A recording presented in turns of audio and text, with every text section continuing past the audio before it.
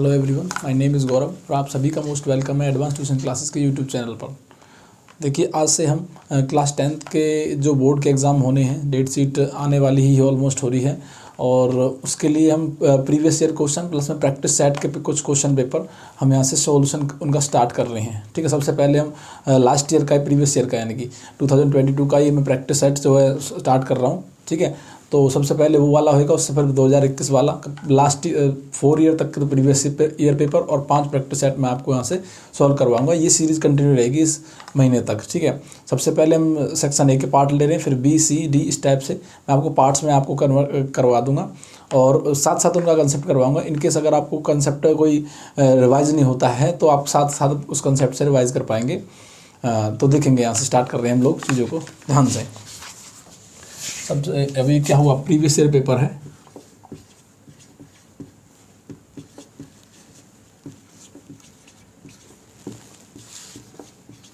(2022) का। ठीक है, लास्ट ईयर पेपर है।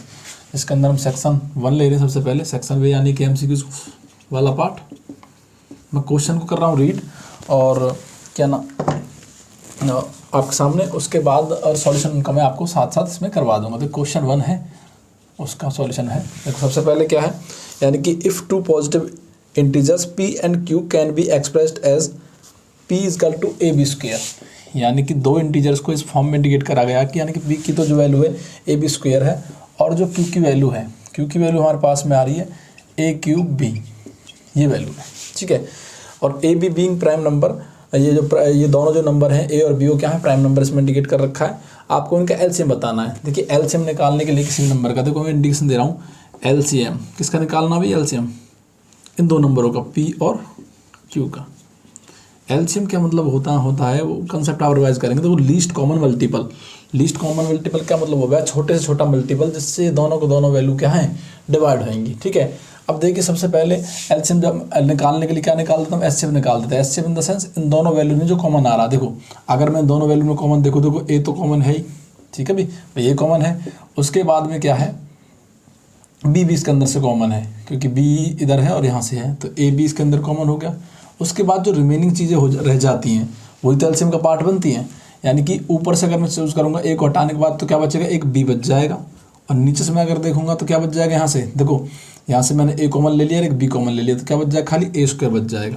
क्या बच जाएगा, a²। तो आप देख पाएंगे a² और a यानी कि पावर जुड़ जाएंगे तो कितना होगा, a³ तो यहाँ से और 20 और b कितना होगा, b² यानी कि ये इसका क्या हो जाएगा, एलसीएम हो जाएगा। ये हो गया इसका पहला क्वेश्चन। ठीक है, I hope you understand it very well. उसके बाद में है दूसरा question, which of the following is not a irrational number. देखो, सबसे पहले इस क्वेश्चन में पूछा गया है कि इनमें से कौन सा जो है इरेशनल नंबर नहीं होएगा, इरेशनल नंबर जो है नहीं होएगा। इरेशनल नंबर कौन से होते हैं, सबसे पहले आपको उनसे पहले रैशनल नंबर जानना चाहिए। तो कंसेप्ट में साथ साथ रिवाइज करवा रहा हूँ। क्या है, देखो, 2 टाइप्स के नंबर मैं इन पे इंडिकेट कर रहा हूँ यहाँ पे। एक तो है रैशनल और दूसरा क्या है, इरेशनल। ठीक है, अब रैशनल नंबर वो जो होते हैं जो p/q की फॉर्म में इंडिकेट करे जा सकते हैं और q does not equal to 0। कहने का मीन्स क्या है, नीचे वाली वैल्यू क्या आनी चाहिए, 0 नहीं आनी चाहिए। इनकेस अगर 0 आ जाती तो वैल्यू नॉट डिफाइंड हो जाए क्योंकि 1/0 की वैल्यू क्या होती है, नॉट डिफाइंड होती है। तो रैशनल नंबर, और एक तो केस हो गया इसको इस टाइप से पहचानने का। दूसरा केस इसका होता है कि अगर जैसे √5 है, मतलब √9 है, रूट से बाहर निकल के जिसका परफेक्ट स्क्वायर पॉसिबल है वो भी किसके अंदर आ जाएगा, रैशनल नंबर में आया। क्योंकि इसके भी तो लिख सकते हैं p/q की फॉर्म में, इसके नीचे कुछ ना तो 1 है तो p/q की फॉर्म बन गई। ठीक है, 2 तरीके से हम रैशनल नंबर इसमें पहचानेंगे। और इरेशनल नंबर क्या है, जो नॉन परफेक्ट स्क्वायर है, ये वाला पहला वाला केस। और दूसरा वाला क्या है, जो p/q की फॉर्म में नॉट नहीं लिखा जा सकता, नॉट रिटन। तो इनमें मैं बोल रहा हूँ आपको ऑप्शन देखिए कौन कौन से दे रखे। क्वेश्चन लिख रहा है 5 प्लस में √2। देखो 5 और 5 तो चलो रैशनल नंबर है, लेकिन √2 क्या है, रैशनल नंबर, क्योंकि इसका क्या है, परफेक्ट स्क्वायर आप नहीं निकाल पाएंगे, इसलिए रैशनल है। दूसरा 3 - √3। ठीक है, √3 रैशनल है इसके अंदर से। 2 प्लस में √9, √9 की जो वैल्यू होती है 3 होती है। इसमें जो क्वेश्चन में ऑप्शन दे रखा है ये वाला सही हो जाएगा क्योंकि 2 प्लस में √9 लिखा हुआ है। ठीक है, और √9 की वैल्यू होती है 3, तो 3 और 2 5 आ गया। इसके नीचे कुछ 1 लिख देंगे तो ये किसकी फॉर्म बन जाएगी, p/q की फॉर्म, जो क्या है एक रैशनल नंबर है। ठीक है, आगे ध्यान दीजिए। आगे थर्ड क्वेश्चन की तरफ हम मूव करते हैं।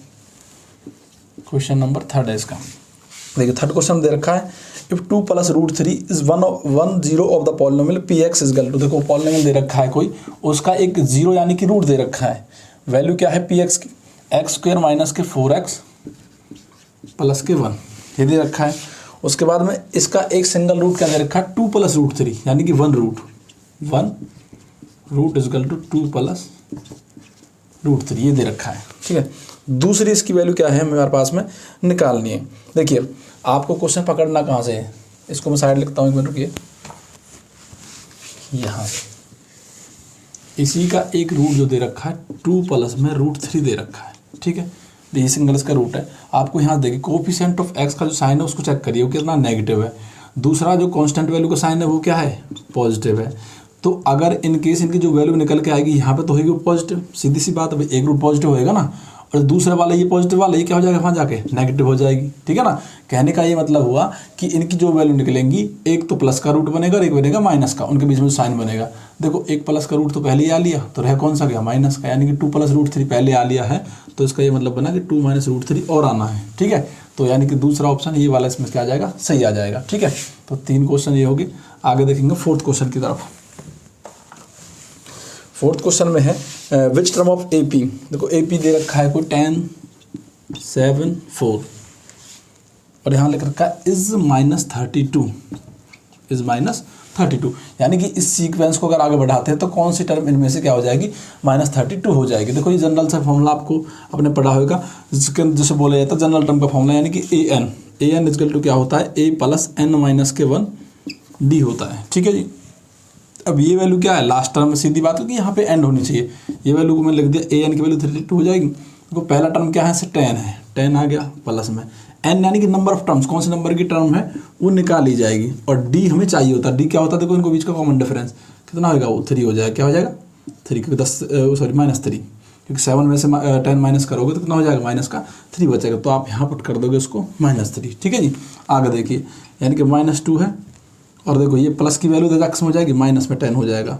इधर इसको मल्टीप्लाई करना चाहो तो ठीक है, अदरवाइज वैसे भी आंसर इसका आ सकता है -3 n - 1। देखिए 10 ये कितना हो जाएगा 42 बन जाएगा, ये 42 ये है और -3 इधर साथ मल्टीप्लाई में था, यहाँ किस में आ जाएगा ये डिवाइड में आ जाएगा। वैल्यू कितनी रहेगी खाली n - 1, नेगेटिव से नेगेटिव कैंसिल और 3 बन जाए 3 और यहाँ से कितना आएगा 3 4 12, ठीक है भाई। 14 ये है और ये माइनस का जाकर किस में आ जाएगा प्लस में, यानी कि n की वैल्यू कितनी आ गई है 15, यानी कि 15वें नंबर की जो टर्म होगी वो क्या होगी -32 होगी, ठीक है। तो ये हो गया हमारे पास में 4 क्वेश्चन। आगे चलते हैं क्वेश्चनों की तरफ। देखिए वीडियो की लेंथ ज़्यादा लंबी नहीं बढ़नी चाहिए, इसमें आपको शॉर्ट सॉल्यूशन करवा रहा हूँ इनका, और इन सारे टाइप्स को हम कवर कर लेंगे 2 से 3 पार्ट्स के अंदर ही मोस्टली। देखिए अगला क्वेश्चन है वैल्यू निकालनी के की, जिसके अंदर क्या है रियल रूट्स है। क्वेश्चन एक क्वाड्रेटिक इक्वेशन आपको दे रखी है, ये क्वेश्चन नंबर 5 हो जाएगा। 2x² - kx + k is equal to 0, ठीक है। ये क्वाड्रेटिक इक्वेशन है और इसके जो रूट्स हैं वो क्या दे रखे हैं रियल दे रखे हैं, क्या दे रखे हैं रियल रूट्स। अब आपको मेन कंसेप्ट समझना चाहिए रूट्स क्या किस केस में बन सकते हैं। देखिए कोई भी अगर क्वाड्रेटिक इक्वेशन है, यहाँ पूरा कंसेप्ट में लिख कर बता रहा हूँ आपको, क्वाड्रेटिक कोई भी इक्वेशन हमारे पास में दे रखी है अगर ये वाली, तो इसके जो रूट्स बनेंगे क्या बनेंगे भाई, रूट्स बनेंगे जो वो 3 टाइप से ड्राइव होंगे। हो सकता है वो रियल एंड डिस्टिंक्ट रूट हो, कहने का मतलब क्या वास्तविक हो लेकिन अलग अलग हो सकता है वो क्या बने रियल एंड सेम रूट हो, सेम रूट, या फिर तीसरा जगह जो बनता है वो क्या बन जाएगा वो इमेजिनरी रूट्स बन सकते हैं, इमेजिनरी रूट, इस 3 सबसे होता है। अब देखो इस रूट को चेक कैसे करेंगे, इसका चेक होता है डी की वैल्यू से, यानी कि डिस्क्रिमिनेंट से। डी क्या होता है, डी की वैल्यू क्या हो जाती है b² - 4ac, इससे चेक करोगे। यानी कि कोई सी वैल्यू यानी कि जो भी इक्वेशन दे रखी होगी उसका b कोऑर्डिनेट यहाँ पे, a कोऑर्डिनेट यहाँ पे और c वाला यहाँ पे, इसको पुट करेंगे। अगर इन केस देखो ये d है, अगर ये d रियल एंड डिस्टिंक्ट आना ना, अगर सेम हो जाएगा तो इक्वल, और क्या नाम है सेम रूट, यानी कि इक्वल भी इसको कह सकते हैं इक्वल रूट, ठीक है। अब डिस्टिंक्ट रूट आएगा तो इसका मतलब d की वैल्यू से ग्रेटर आएगी वैल्यू, d > 0 आना चाहिए। अगर 0 से बड़ा आ जाता तो रियल एंड डिस्टिंक्ट रूट बनेंगे। दूसरा सेम रूट आता है तो d की वैल्यू 0 ही होनी चाहिए, और इमेजिनरी अगर रूट बनेंगे तो डी की वैल्यू क्या हो जाएगी, लेस देन 0 हो जाएगी। ठीक है, इन केस अगर डी की वैल्यू 0 आती है यानी कि नेगेटिव में अगर वो बनती है वैल्यू वो, तो फिर कॉम्प्लेक्स नंबर की बनती है, वो 10th क्लास के कंसेप्ट में है नहीं, +1 क्लास में आता है, a + a b की फॉर्म बनती है, उसको आप कंसिडर नहीं करते। इन केस अगर यहाँ पे नेगेटिव वैल्यू अगर छूट जाती है इन केस, तो आप सीधा सीधा लिख देंगे this equation has imaginary roots, this concept is not mention in our syllabus so we can not solve it. इतना लिख के आप छोड़ दोगे, नंबर आपको बराबर ही मिलने। अब देखिए यहाँ पे वैल्यू खुद ही कह रहा है कितना, रियल रूट है, तो रियल रूट कंडीशन क्या है, डी की वैल्यू 0, तो 0 आनी चाहिए मेरे पास में। देखो ये क्वाड्रेटिक इक्वेशन है, इसको यहाँ लिखेंगे comparing with general equation, comparing with general equation. क्या इक्वेशन होती है वो, ax² + bx प्लस के सीधे कंपेयर करना, a की वैल्यू 2 है, b की वैल्यू कितनी आ जाएगी, कर पा रहे हो कंपेयर, a की वैल्यू 2 और यहाँ से b की वैल्यू k, वो भी सॉरी किसका, -k, और c की वैल्यू है दोबारा से k। तो आपको चेक करना क्या था, यानी d की वैल्यू चेक करनी है। 4 real roots for equation having real root. देखो इतना लिखना नहीं होएगा, अगर आपको 1 मार्क्स में क्वेश्चन आता है, 1 मार्क्स में आ रहा है, मैं आपको डिटेल बता रहा हूँ, इसलिए कंसेप्ट में थोड़ा सा टाइम ले रहा हूँ ताकि आपकी चीज़ें साथ साथ रिवाइज भी होती रहे। तो जो डी की वैल्यू क्या होनी चाहिए, वो 0 के इक्वल आनी चाहिए। तो डी की वैल्यू कितना, b² - के 4ac = 0। देखो b का स्क्वायर यानी कि माइनस का k का स्क्वायर, और यहाँ से है 4, फिर क्या है a यानी कि 2, और फिर c अगेन क्या है k = कितना होना चाहिए, 0 आना चाहिए। तो यानी कि k का स्क्वायर कर लोगे आप, नेगेटिव वैल्यू हो जाएगा ना। अब यहाँ कितना है, 4 2 = 8k जस्ट इक्वल टू 0, क्योंकि यहाँ से कॉमन आ रहा है तो कितना बचेगा वैल्यू, k - के 8, फिर अगेन क्या आ जाएगा 0। तो एक बार तो k की वैल्यू तो खुद ही 0 आ रही है, और एक वैल्यू क्या आ जाएगी, k = 8। तो इन वैल्यूज़ में से जौन सा भी आंसर ऑप्शन दे रखा होगा उसको आप टिक कर देंगे। तो दोनों ही वैल्यू आप ऑप्शन में दे रखी है तो आप दोनों टिक करोगे, क्योंकि ऑप्शन में a 0 दे रखा है, b ऑप्शन 4 है, थर्ड ऑप्शन 8 है, और डी वाले के अंदर दोनों दे रखे हैं। तो इसका मतलब आपको 0,8 करके दोनों ही ऑप्शन टिक कर देने, कन्फ्यूज आपको होना नहीं कि दोनों आंसर इसके निकलेंगे। ठीक है, आगे ध्यान देंगे। ये हो गया 5th क्वेश्चन, पूरा कंसेप्ट ही मैंने साथ साथ इसको आप डिस्कस कर दिया है।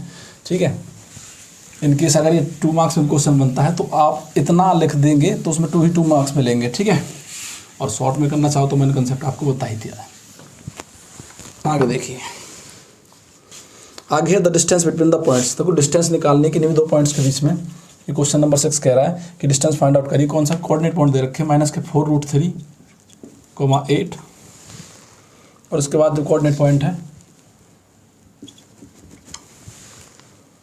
-√3 5, -√3 और 5। ठीक है भाई, डिस्टेंस फॉर्मूला निकालना है। आप इसको a के कोऑर्डिनेट सपोज कर लो, इसको b के सपोज कर लो। देखो पहले ये x की वैल्यू होती है, y की वैल्यू होती है, x की वैल्यू y की वैल्यू, ये x y कोऑर्डिनेट होते, ग्राफ पे लाई करते, कार्टेशियन प्लेन में बनता है।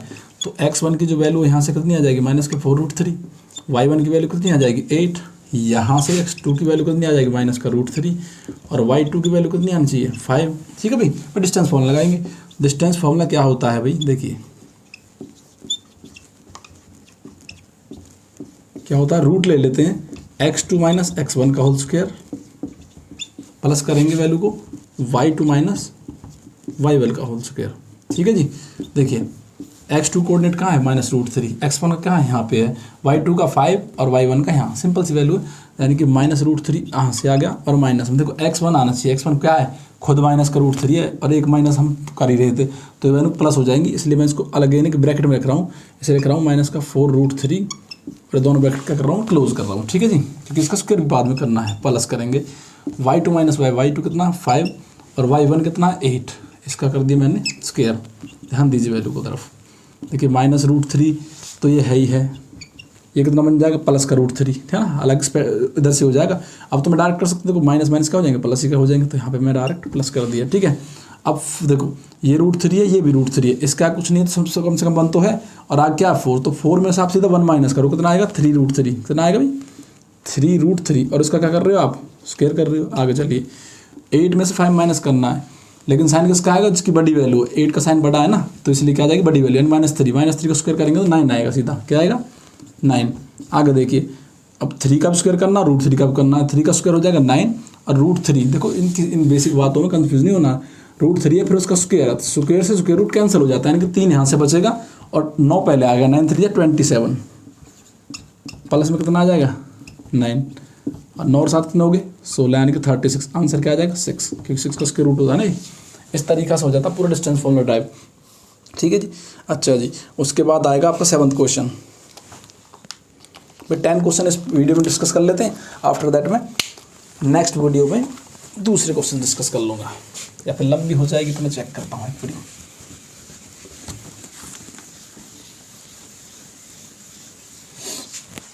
देखिए अगला क्वेश्चन जो दे रखा है क्वेश्चन में,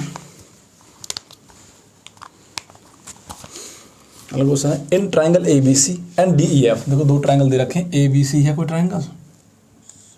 क्वेश्चन नंबर कौन सा है? 7।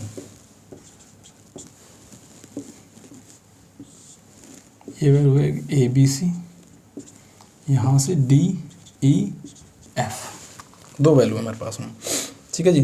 एंगल बी जो है ई के इक्वल है, ये वाला एंगल इस ई के इक्वल है। एंगल एफ सी के इक्वल है, ये वाला एफ जो है सी के इक्वल है। और ए बी की जो लेंथ है वो ए बी इक्वल 3D है। कितना है भाई? जो ए बी की जो लेंथ है ना, क्वेश्चन दे रखा है ए बी जो है वो क्या है? 3DE है, 3DE है। देखो इस वैल्यू को इजीली सब्स्टिट्यूट नहीं कर पाऊंगा, इनका रेशो ले लेता हूँ। देखो ए बी आ जाएगी भाई, ए बी की और डी की सेपरेट क्या नाम है, रेशो निकाल लो। डी मल्टीप्लाई में, यहाँ किस में आ जाएगा? डिवाइड में, तो डिवाइड में आ गया। यहाँ तो 3 था, इसके नीचे कुछ नहीं तो होता, तो 1 है। यानी कि डी की अगर लेंथ 1 लेता हूँ तो ए बी की लेंथ कितनी है भाई? 3 है। चेक करिए, ए बी की लेंथ अगर 3 है तो डी की वैल्यू कितनी आ जाएगी? यहाँ से 1, ठीक है ना। ये इसका 3 गुना हुआ एक तरह से, ठीक है। आगे देखो क्वेश्चन में यहाँ तक कहा था, कुछ करा मैंने है नहीं। आगे देखिए, देन 2 ट्राइंगल्स आर, तो कह रहा है कि दोनों जो ट्राइंगल्स बनेंगे क्या बनेंगे? कॉन्ग्रुएंट बट नॉट सिमिलर बनेंगे, सिमिलर बट नॉट कॉन्ग्रुएंट बनेंगे, ना तो कॉन्ग्रुएंट ना सिमिलर बनेंगे, या फिर दोनों ही बन जाएंगे। देखिए कॉन्ग्रुएंट और सिमिलर देखेंगे क्या होते हैं। कॉन्ग्रुएंट की होती है हमारे पास में कॉन्ग्रुएंसी मोस्टली तो ड्राइव होती है 3 टाइप से। देखो साइड साइड साइड, यानी कि तीनों साइड इक्वल आ जाए। तो अगर ट्रिपल ए यानी कि ए, या फिर होता है ASA रूल, या फिर SAS भी होता है। 4 टाइप्स होते, सॉरी SAS, ठीक है ना। और एक RSC रूल होता है, राइट हैंड कॉन्ग्रुएंसी रूल, वो राइट एंगल ट्राइंगल के अंदर लगता है, वो इन वाले ट्राइंगल्स में तो लगेगा है नहीं, ठीक है। अब एक बात आ रही कि सिमिलर ट्राइंगल का मतलब होता है वो साइज में सेम नहीं मिलेंगे, एंगल्स में सेम मिल सकते हैं, ठीक है। अब यहाँ पे देखो आप साफ साफ दिख रहा है, यहाँ पे ये DE साइड है, AB साइड के तो इक्वल है ही नहीं, क्योंकि यहाँ 1 है, यहाँ कितना 3, यानी कि इसका 3 गुना है। एक साइड तो इसकी इक्वल है नहीं, अदर 2 साइड होंगी तो बाकी के एंगल भी इक्वल होना चाहिए। अब यहाँ समझेंगे बात को, देखो जब ये साइड इक्वल नहीं है तो इनके एंगल भी क्या है? यहाँ B दे रखा था, यहाँ E दे रखा है, ठीक है जी। यानी कि इधर DE और E दोनों एंगल क्या आना चाहिए? इक्वल आना चाहिए। इधर से पोर्शन के बाद में जो एंगल सब्स्टिट्यूट हुआ DE वाला और ये वाला, ठीक है ना, ये इसके क्या नहीं? कॉन्ग्रुएंट नहीं है। क्या नहीं है भाई इसके? ये कॉन्ग्रुएंसी प्रूव नहीं होगा, क्योंकि कहने का मतलब क्या? एंगल B तो चलो D के इक्वल आ जाएगा, एंगल B जो है वो किसके इक्वल आ गया? एंगल E के इक्वल आ गया। लेकिन यहाँ से AB की वैल्यू देख पा रहे हो आप, और D की देख पा रहे हो, ये रेशो में है भाई, रेशो में सब्स्टिट्यूट है, ठीक है ना। तो ये वैल्यू यहाँ से वेरी नहीं करेगी, ठीक है जी, नहीं करेगी वेरी। ओके, तो ये 7th क्वेश्चन हो गया। उसके बाद में देखेंगे हम 8th क्वेश्चन की तरफ। 8th क्वेश्चन की तरफ देखेंगे, क्वेश्चन नंबर 8 था अगला। क्वेश्चन नंबर 8 है TP and TQ are 2 tangent of the circle with centre O, so that POQ is equal to 110 and PTQ is equal to, देखो PTQ में एंगल निकालना है। देखो TP और TQ क्या है? एक क्या 2 टेंजेंट्स बना रखी हैं किसी भी सर्कल पर। मान चलो मैंने सर्कल बना दी ये, ठीक है, और यहाँ पे कोई पॉइंट T है, इसी T पॉइंट से TP एक टेंजेंट है, इसी T पॉइंट से TQ एक टेंजेंट है। ऐसी तो है, ठीक है जी। अब क्वेश्चन कह रहा है, देखो ये तो सेंटर पॉइंट हो जाएगा, यहाँ से यहाँ इसको कनेक्ट करेंगे हम लोग, फिर इसको सॉरी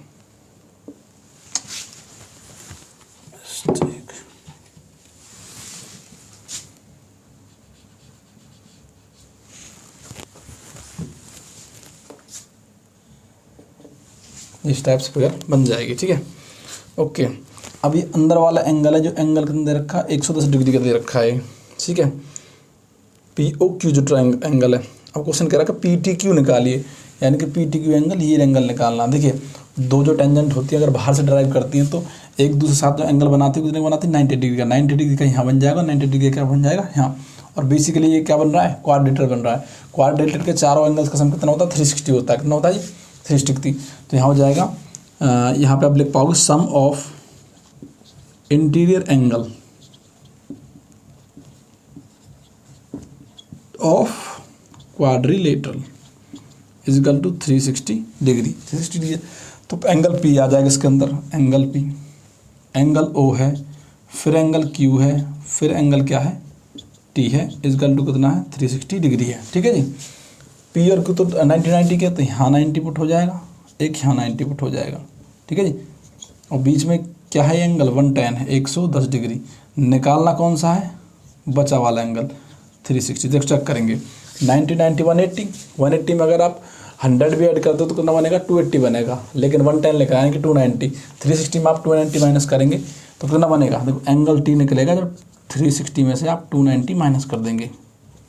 ठीक है जी। तो ये बनेगा एंगल 60 और 170, यानी कि टी वैल्यू जो आएगी वो क्या आएगी 70 डिग्री का आएगा एंगल, 70 डिग्री इसका आंसर हो जाएगा। ये 8th क्वेश्चन हो गया। आगे देखेंगे 9th क्वेश्चन तरफ। तो वीडियो की लाइन ज़्यादा लंबी चली जाएगी, इसीलिए हम पार्ट्स में चीज़ों को कवर कर रहे हैं। इस वीडियो में हम 10 क्वेश्चन को कवर करेंगे, नेक्स्ट वीडियो में 10 मोर क्वेश्चंस कवर करेंगे। ठीक है जी।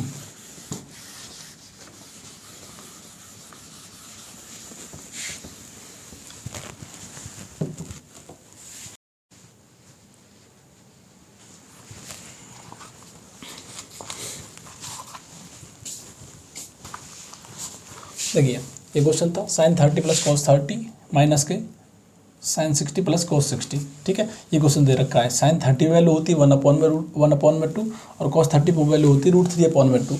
आगे माइनस का साइन है, sin 60 की वैल्यू हो जाती है √3/2 और उसके बाद में लिख रहा 1 + 2। ठीक है। अब देखिए यहाँ से ये तो वैल्यू सेम ही है।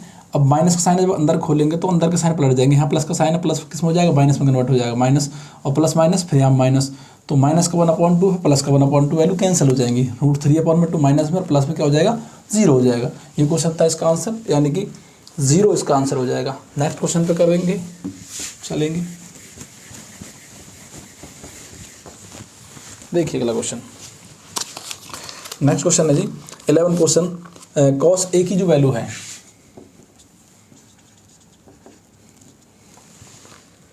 कितनी है 4/5 है। इसमें वैल्यू निकालनी है tan a की। किसकी निकालनी है tan a की। भाई tan a का आपको कंबाइंड रेशो ध्यान रहना चाहिए कि sin a अपॉन कितना होता है cos a होता है। ठीक है। अब आपको साफ साफ लिख रहा है cos a की वैल्यू दे रखी है, किसकी निकालनी है sin a की निकालनी है। तो वैसे तो इजी ही है, आप आइडेंटिटी का यूज़ करके भी इसमें आंसर निकाल सकते हो। देखिए एक आइडेंटिटी होती है sin² a plus cos² a is just equal to 1। ठीक है जी। आगे देखो cos a की वैल्यू देखिए 4/5, लेकिन इसका क्या करना है स्क्वायर करना है। इसका वैल्यू कितना आ जाएगा 1 और प्लस में क्या लिख रहा है sin² a लिख रहा है।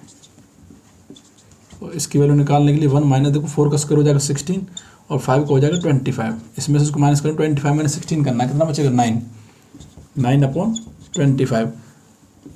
इस पे आ जाएगा रूट, क्योंकि sin a की वैल्यू निकालनी है, sin² में थी, तो sin a की जो वैल्यू आ जाएगी कितना है 3/5 आएगा। ठीक है सर। देखिए निकालना क्या है, यहाँ से इसी वैल्यू को यूज़ करते हुए tan a की वैल्यू, तो sin a कितनी है 3/5 और cos a कितनी थी 4/5। इसको सॉल्व करेंगे तो 3/5 डिनोमिनेटर रैशनल प्रोपोर्शनल, इसमें फॉर्मूला लग जाएगी a/b अपॉन c/d। तो a/b लिख के आप d को सीधा ऊपर, यानी कि 5 को ऊपर और c आ जाएगा इसके नीचे, तो इससे कैंसिल आंसर क्या आएगा 3/4। ये इसका आंसर हो जाएगा 11 क्वेश्चन। उसके बाद 12th क्वेश्चन।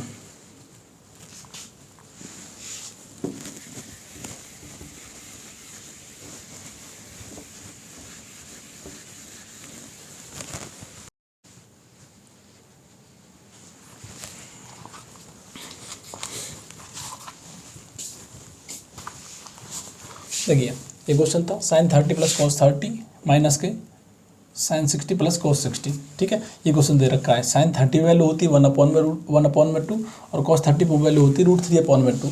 आगे माइनस का साइन है, sin 60 की वैल्यू हो जाती है √3/2 और उसके बाद में लिख रहा 1 + 2। ठीक है। अब देखिए यहाँ से इस ये तो वैल्यू सेम ही है।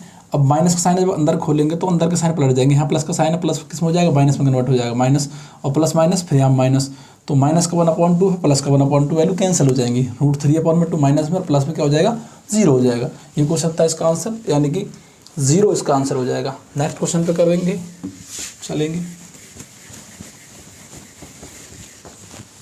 देखिए अगला क्वेश्चन नेक्स्ट क्वेश्चन है जी 11 क्वेश्चन, कॉस ए की जो वैल्यू है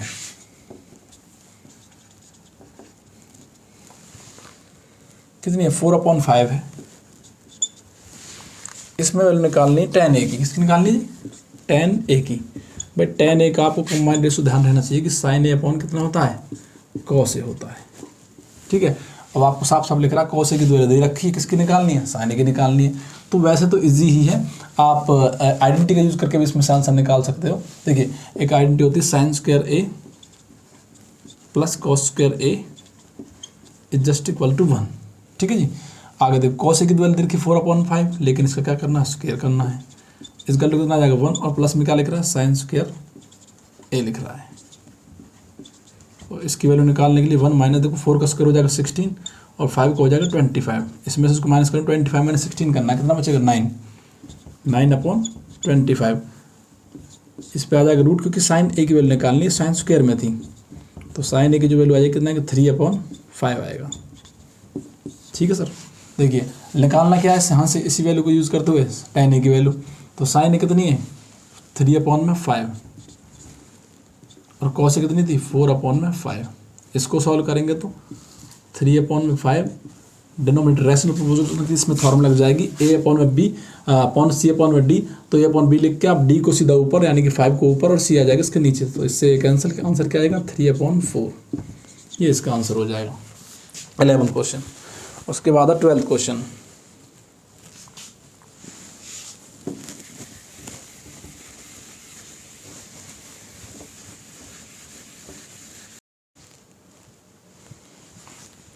देखिए नेक्स्ट क्वेश्चन है हमारे पास में, question number 12, sin theta minus cos theta is equal to 0 दे रखा है, हमें वैल्यू निकालनी sin 4 थीटा प्लस में cos 4 थीटा की। क्वेश्चन मार्क पीछे दे रखा है। देखिए यहाँ पे वैल्यू 0 आनी चाहिए, वो वाला थीटा यहाँ पे पुट करना पड़ेगा। तो मैं अगर थीटा 30 डिग्री भी रखूँगा तो यहाँ आएगा 1/2 और इधर आ जाएगा √3/2, उससे वैल्यू 0 नहीं हो सकती।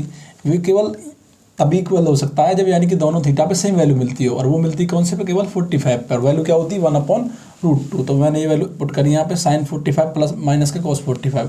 sin 40 पर रिजल्ट मिला मुझे 1/√2 माइनस के 1/√2 इक्वल टू 0, 0 इक्वल टू 0, यानी कि सेम था। ये मैंने प्रूफ आपको दिखा दिया। हमें केवल थीटा चूज करना था। अगर 45 है तो मैं 45 को उसमें पुट कर रहा हूँ। देखिए आंसर निकालना ना, sin 4 45 लिख दिया प्लस में cos 4 45 लिख दिया। अब 1/√2 है, ठीक है भाई। वैल्यू कितनी होती है sin 45, 1/√2 इस पावर कितनी है 4 है। आगे भी 1/√2 इस पावर कितनी है 4।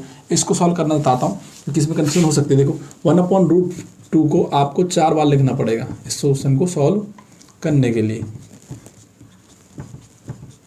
और आपको ही पता है। देखिए रूट की मतलब क्या होता है कि पावर क्या होती है इसके रूट के अंदर, हाफ होती है। हाफ इसकी पावर, हाफ इसकी पावर 2 पर चढ़ेगी तो हाफ और हाफ कितना हो जाएगा 1, यानी कि 2 की पावर कितना बनेगा 1 यहाँ से इधर, और यहाँ पे भी सेम वैल्यू आएगी 2 की पावर कितना आ जाएगा 1।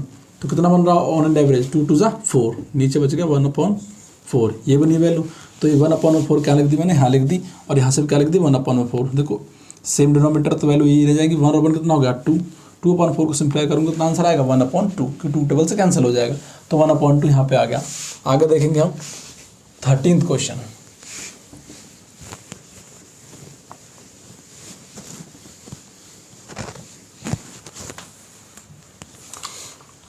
क्वेश्चन नंबर 13 कह रहा है कि a minute hand of the clock is 84 centimetre long, यानी कि जो घड़ी की सुई है वो क्या है 84 मीटर क्या है लॉन्ग है, वो उसकी क्या हो जाएगी लेंथ हो जाएगी। ठीक है जी। अच्छा नीडल की बात चल रही है। अच्छा what is the distance covered by the tip of the minute hand from 10 AM 10 AM, यानी कि टाइम दे रखा 10:10 मॉर्निंग की, और इससे टाइम ले रखा है 10:25, वो भी मॉर्निंग की, ठीक ना। क्वेश्चन ये कहा गया है कि अगर घड़ी की सुई जो है मिनट वाली इतनी लंबी है, लंबी मतलब लेंथ है उसकी, एल सपोज कर सकते हैं उसको, ठीक है। रेडियस में कंसिडर करा जाएगा वैल्यू तो, ठीक है। तो कह रही है कि 10 बजे से लेकर 10:25 तक के बीच में कितने डिग्री का एंगल ये बना देगी, ये क्वेश्चन के अंदर पूछा गया है।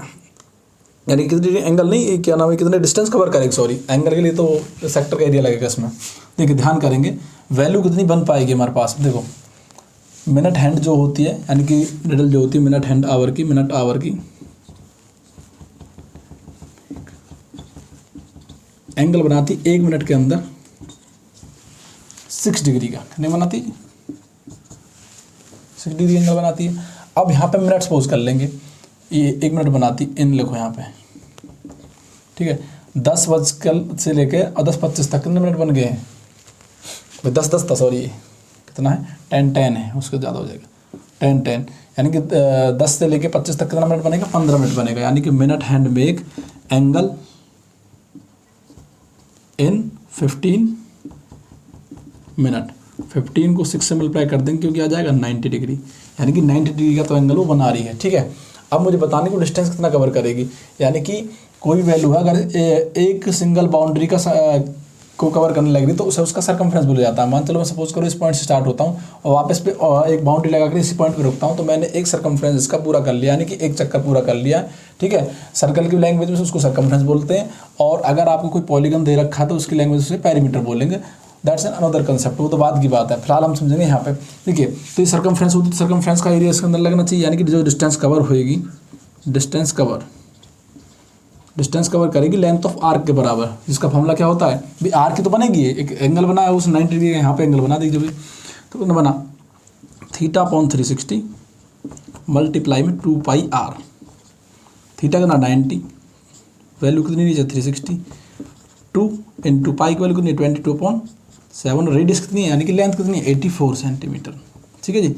9 1 9 9 4 36, 2 से कैंसिल करूँगा तो 4 से कैंसिल कर लो, 4 2 8 और 4 1 4, 21 2 कितना हो जाएगा 42, 21 दूनी 42 हो जाएगा ना, यानी कि 42 को आप मल्टीप्लाई कर रहे हैं 22 से और डिवाइड फिर किससे कर रहे हैं 7 से, तो कैंसिल करेंगे 7 1 7 7 6 42, इसको इससे मल्टीप्लाई करेंगे 6 दूनी 12 और 1 13, यानी कि 132 क्या आ जाएगा सेंटीमीटर, इसका आंसर हो जाएगा। इतने डिग्री का मतलब इतने सेंटीमीटर वो डिस्टेंस कवर कर लेगी।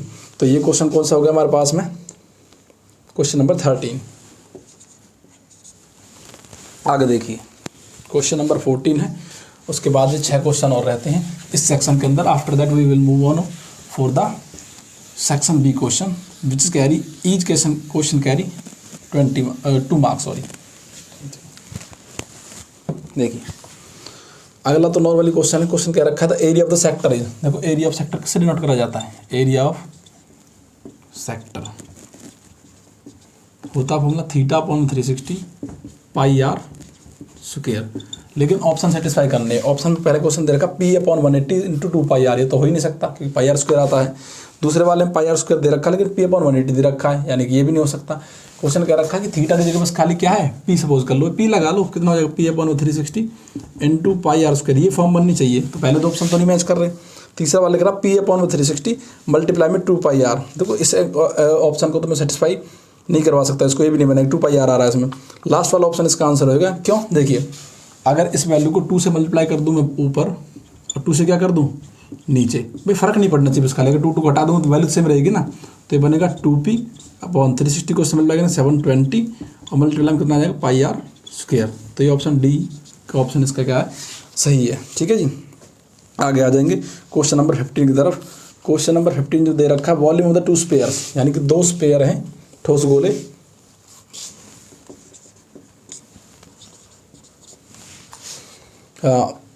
उनका जो वॉल्यूम दे रखा किसी रेशो में दे रखा है, यानी कि वॉल्यूम ऑफ 1 स्पेयर, यानी कि वॉल्यूम V1 मान लूँ इसको और V2 मान लूँ, ठीक है। डायरेक्ट क्वेश्चन है, इसमें ज़्यादा कंसेप्ट लगना नहीं। 64:27 ये वॉल्यूम दे रखी है, ठीक है जी। आगे ratio of their surface area, तो उनका सरफेस एरिया का वॉल्यूम निकालना। देखिए क्वेश्चन क्या होता है, मैं आपको अगर कंसेप्ट समझाना चाहूँ तो ये बनेगा, वॉल्यूम ऑफ स्पेयर होता है 4/3 πr क्यूब, भैया अगर मैं पहला मान लूँ इसको, दूसरे वाले को मानूँ 4/3 πr2 क्यूब, ये वैल्यू कांस्टेंट होती है, वैल्यू थोड़ी कट जाएगी, यानी कि R1 का क्यूब और R2 का क्यूब ही दे रखा होगा वॉल्यूम के अंदर, ठीक है। तो ये R1 का क्यूब अगर इसको सपोज कराया, ये वैल्यू किसकी है भाई? ये है R1 क्यूब की वैल्यू है, और ये किसकी है? R2 क्यूब की वैल्यू है। तो यहाँ से इसको सिमिलर करूँ और इसको सिमिलर करूँ तो वैल्यू कितनी आ जाएगी? ये किसकी है? ये किसका स्क्वायर क्यूब होता है, यानी कि R1 की जो वैल्यू बनेगी वो बनेगी हमारे पास में 4 की, और R2 को यहाँ से कंपेयर कर लूँगा तो कितना बनेगा 3 का क्यूब 27 होता है ना, और 4 का क्यूब क्या होता है 64 होता है, यानी कि R1 R2 की वैल्यू आ गई 4/3। अब एक और चीज़ दूसरा, क्योंकि इसमें टोटल सरफेस एरिया पूछा गया है, वो होता 4πr स्क्वायर, 4πr1 स्क्वायर हो जाएगा, यहाँ पे क्या जाएगा 4πr2 स्क्वायर, फिर ये वैल्यू कॉन्स्टेंट R1 से R1 का स्क्वायर होना चाहिए, बस खाली जो रेडियस आ गई उसका स्क्वायर कर दो, वही क्या है टोटल सरफेस एरिया का स्क्वायर है, TS से है वो सीधा, तो R1 का स्क्वायर कितना हो जाएगा, R1 का स्क्वायर रेसो R2 स्क्वायर, 4 का स्क्वायर 16, 3 का स्क्वायर कितना हो जाएगा 9, ये इसका आंसर बन जाएगा। आगे देखिए नेक्स्ट क्वेश्चन है मीन मॉड मीडियन से, यानी कि स्टैटिक से क्वेश्चन दे रखा है। अब की बार तो सिलेबस रिलेटेड भी बहुत ज़्यादा है, तो क्वेश्चन ज़्यादा हार्ड आपको देखने को मिलेंगे नहीं, बस केस स्टडी क्वेश्चन थोड़े अटपटे हो सकते हैं, बाकी तो सिलेबस अब की बार कुछ ज़्यादा है। देखिए आगे है मीन मॉड मीडियन की तरफ, क्वेश्चन नंबर 16 दे दिया इसमें। मीन निकालना, देखो मॉड ध्यान रखना आपको, मॉड क्या होता है 3 median minus 2 mean, mode is equal to 3 median minus 2 mean, ये फॉर्मूला ध्यान रखना।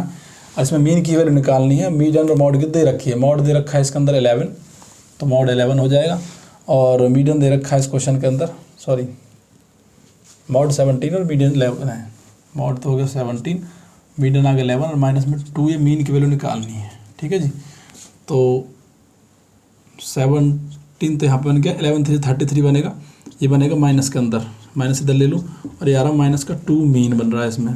33 में 17 माइनस करने कितना बचेगा, देखिए 10 3 और 3 16 बचेगा, वो भी किसका माइनस का, इधर कितना माइनस का 2 मीन दे रखा है। नेगेटिव से नेगेटिव कैंसिल, 2 से 8 टाइम कैंसिल, यानी कि 8 जो वैल्यू किसकी आ गई, मीन की आ गई। ये फॉर्मूला आपको डायरेक्ट ध्यान रखना है, इस पर क्वेश्चन 101% बनता है और हर साल बनता है।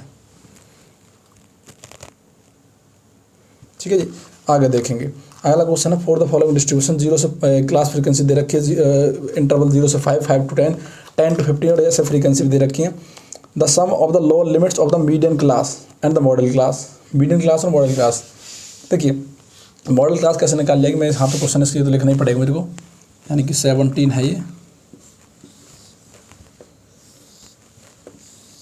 ये क्लास है, ये है फ्रीक्वेंसी इसकी। सबसे पहले 0 से 5 और 25 तक है, 5 10